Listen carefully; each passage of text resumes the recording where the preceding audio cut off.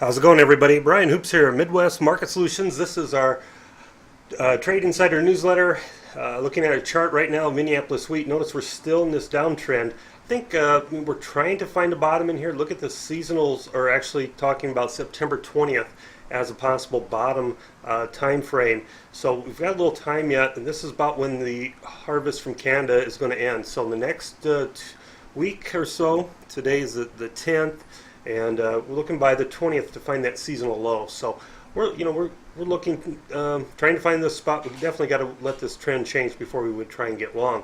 I think the trend has turned here in the corn. Notice we're above this area. In fact, we're finding a lot of support in here. I think the trade believes we're going to see supply and demand report in 2 days be somewhat friendly. If we do get a pullback, we're going to try and get into it. Now, a lot of times when a market's going to take a major move, it'll try and run the stops out of there first. So we're not going to buy yet.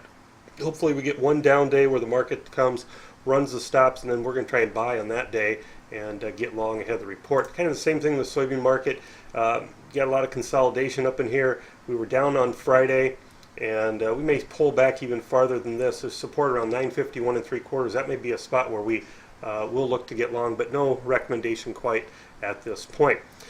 Not a lot of other trades that we're really excited about or have a lot of confidence in. Of course, bean oil is in a pretty solid uptrend. We got a pullback on Friday. We get a pullback again even further on the soybeans. We may want to look to get up in that area.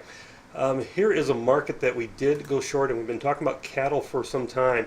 And notice right here is a strong seasonal where it peaks and then starts to move lower. This peak is due tomorrow according to our charts here, and this is the resistance point for October cattle, up around this 109.80. That's a major resistance where if we move above that, I can say we're going to change the trend in this October contract. So we sold into some resistance here on Friday. In fact, we did two positions, two different times. We sold the first one at 107.60, and our protective stop is going to be above this 107.80 area.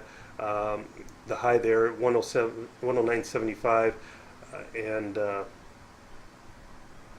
so we're looking at putting stops in new highs 109.80 area.